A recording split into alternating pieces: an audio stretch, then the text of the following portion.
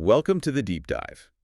Today we are plunging into, well, one of the oldest and most stubborn problems in computer science, really. Absolutely. The search for a true theoretical link between artificial intelligence, specifically the large language models, the LLMs defining our world now, and the biological intelligence of the human brain. That link has been elusive, hasn't it? For decades. I mean, we've been trying to reconcile these two systems since the very start. People like John von Neumann, Alan Turing. You look at modern AI, it's all dense tensors, centralized computation. Okay. Orderly matrices. But then you look at the brain. It's this massive sprawling graph, a distributed system unlike anything we've built. We're talking, what, 80 billion neurons, over 100 trillion synapses. It's just a different beast. And that structural difference, that's really the crux of the problem, isn't it? You mentioned LLMs, like the transformer. I mean, they're incredibly powerful for certain things, quick answers, short bursts of knowledge, but they often struggle, fundamentally struggle, to systematically generalize complex reasoning, like chain of thought over longer periods, that kind of sustained deduction. Yeah. The human brain just seems to do it, almost naturally. Effortlessly, it feels like sometimes. So that brings us to today's topic. We're here to tackle what the research is calling a potential missing link. Yes. A new architecture known as the Biological Dragon Hatchling, or BDH. Quite a name. It is.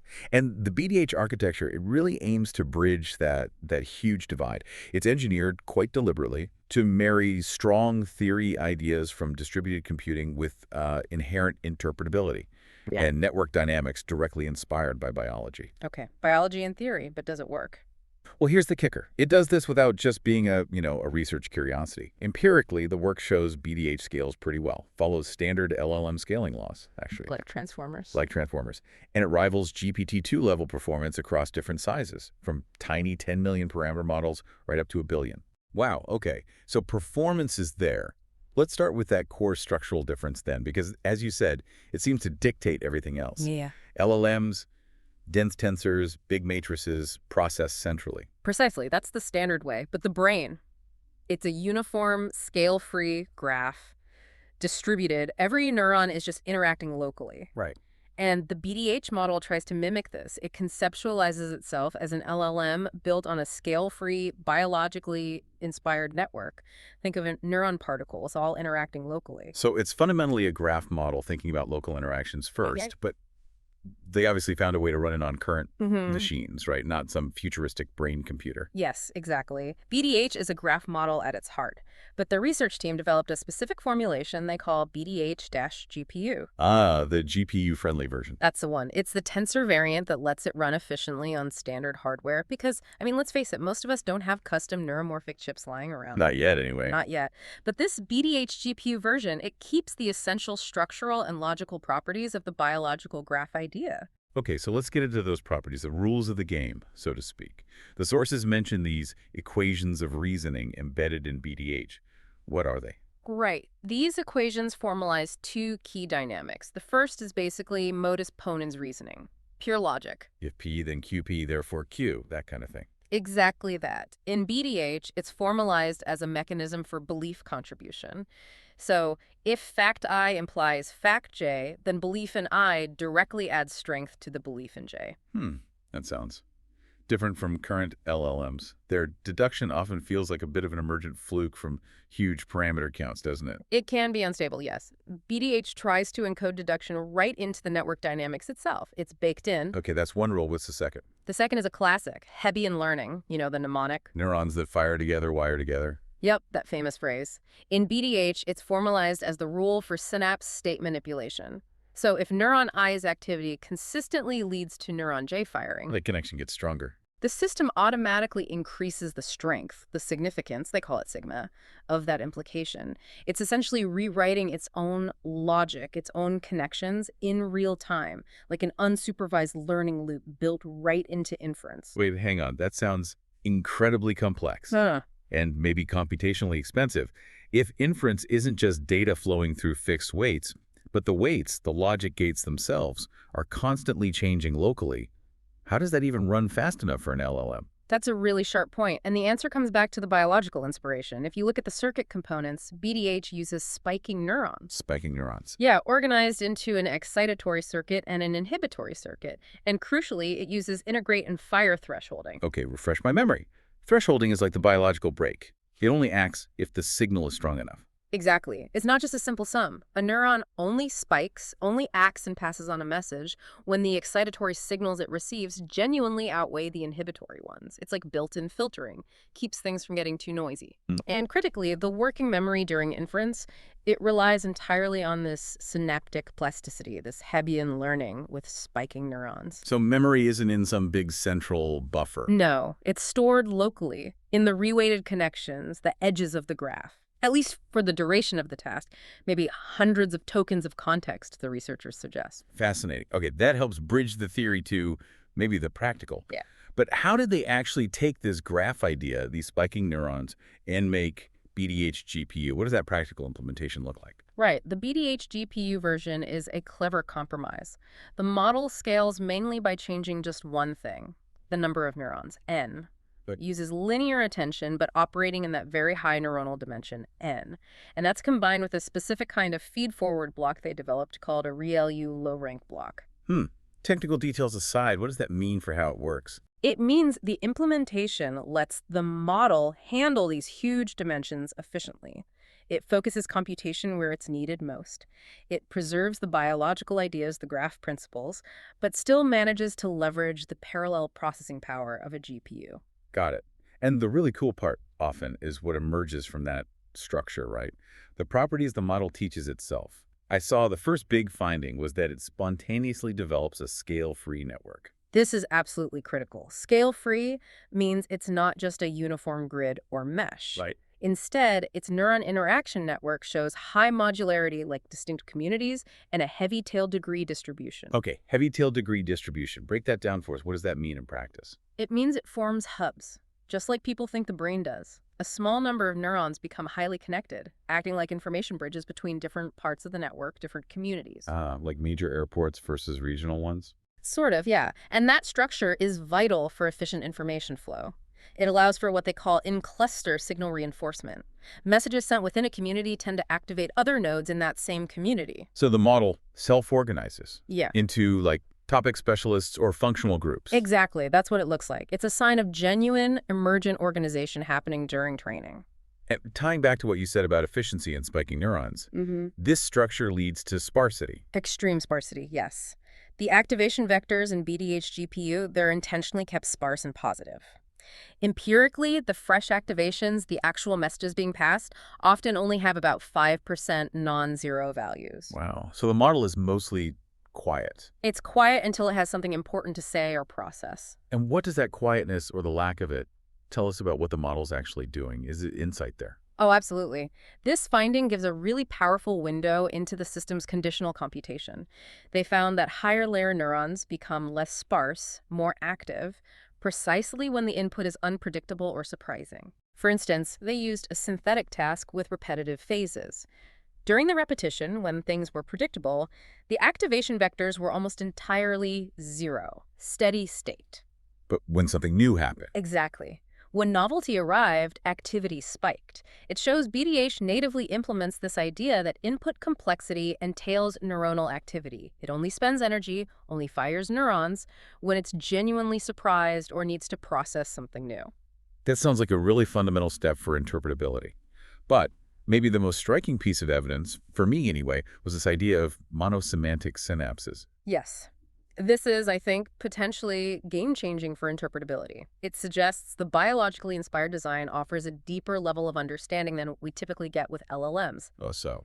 Because that synapse state matrix, the sigma matrix, is constantly being tweaked by the Hebbian rule, right? Fire together, wire together. So you can interpret things at the level of the connection itself, the synapse, not just the neuron or the whole layer. So we can go beyond just saying, okay, neuron 400 seems to light up for nouns. We could look at the specific wire between neuron 400 and neuron 752. Precisely. Specific individual synapses were found to strengthen their connection whenever BDH was processing or reasoning about a very specific concept. And they had that amazing example from the Europeral corpus. It was spectacular. After training on multilingual parliamentary proceedings, they found individual synapses that became active specifically for the concept of currency or country name. And the really mind-bending part was that it worked across languages, right? Exactly. A single synapse would fire for British pound just as strongly as it would for the French equivalent livre sterling. Wow. It's like the AI developed this tiny, hyper-focused specialist inside its network, interested only in the abstract concept of currency, regardless of the word used. It suggests the synapse itself captures the abstraction. That is incredibly powerful if you want predictable, auditable AI. Absolutely. It's a huge step. Okay, let's pull back a bit then and look at the bigger picture. Performance, and what this all means theoretically. First, the baseline check. How did BDH GPU actually do against standard LLMs?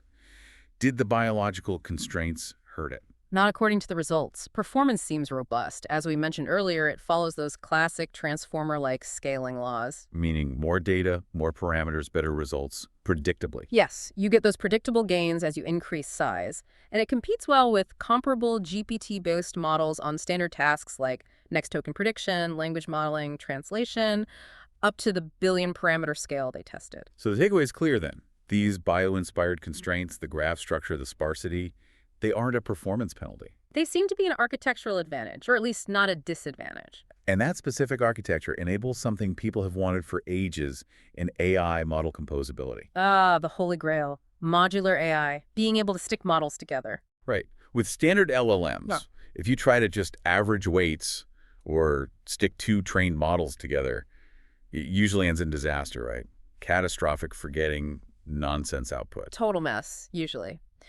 But because BDH scales uniformly, just in that neuron dimension, the structure seems much more amenable to merging. And they actually tried this. They did. They trained smaller, separate translation models, say English to French and English to Portuguese. Okay. Then they merged them simply by essentially concatenating their parameter tensors, just sticking them together along that end dimension. And what happened? Did it work? The result was fascinating.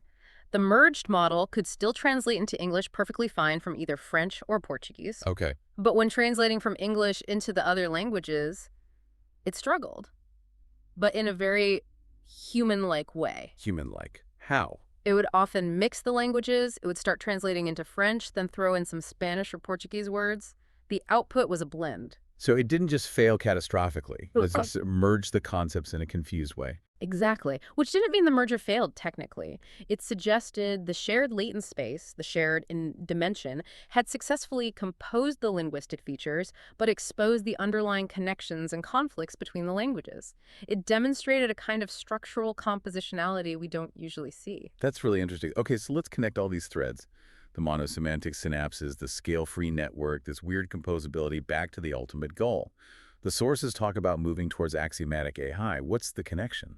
Precisely. Axiomatic AI is really about building systems we can actually understand and trust, fundamentally. Right now, LLMs are kind of known for being, well, flaky sometimes. Unstable, yeah.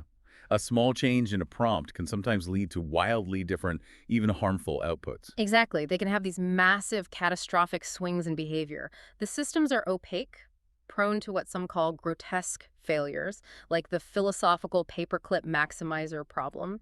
And a core reason is we lack a deep micro-foundational understanding of why they do what they do. So what does BDH offer that helps fix that instability? How does it get us towards axiomatic AI? It's about having that micro-foundational understanding, the consistent, interpretable dynamics, the modus ponens, the Hebbian learning, and that emergent predictable structure, the scale-free modularity, the sparsity. It gives you building blocks you can actually understand and rely on. That's the idea. It marks a potential shift from just interpretable AI, which often just tells us what a model did after the fact, towards axiomatic AI. That means being able to predict, and hopefully bound, how the model will behave over time. Because you understand the underlying rules. If you understand the logical rules, the sigma updates, and the structural rules, like how information flows in the scale-free network, you have a much better chance of predicting and controlling generalization risk, moving AI from feeling like alchemy to actual engineering. That really brings us to the final summary, the big takeaway then. BDH and BDH GPU seem to demonstrate that these complex things we see in the brain modularity, scale-free networks, Hebbian learning, local graph dynamics, they might actually be sufficient mechanisms for doing complex language and reasoning at scale. Exactly. Sufficient. We might not need some entirely unknown magic sauce. Yeah. These known biological principles could be enough. And that sufficiency leads to, I think, a really powerful, provocative thought for you, the listener, to chew on. If Hebbian learning and these local graph dynamics are enough for reasoning over short timescales, the context window, the minutes of consciousness, maybe, Okay. then how does that localized temporary synaptic state, those reweighted sigma values, transfer into the longer-term, more permanent memories needed for lifelong learning? Ah, the consolidation problem. Right. But this study almost flips the perspective. It suggests maybe the key isn't figuring out some separate long-term memory system first. Maybe the key to unlocking true AGI memory and learning is fully understanding this core inference kernel, the BDH edge reweighting rule, the short-term plasticity first. Get that right, and the rest might follow. It reframes the whole problem, doesn't it? It suggests the path to stable, predictable AI might not be just bigger, better centralized algorithms. But maybe a truer mimicry of the brain's seemingly messy but incredibly effective, distributed, scale-free architecture. So for you, listening, perhaps building or deploying these AI systems, BDH offers a potential path away from the black box problem, towards systems you might actually be able to trust not to suddenly, unpredictably go off the rails. It feels like a significant step. It certainly points in a very interesting bio-inspired direction. Well, that's all the time we have for this deep dive. Some fascinating ideas to consider. We'll see you next time.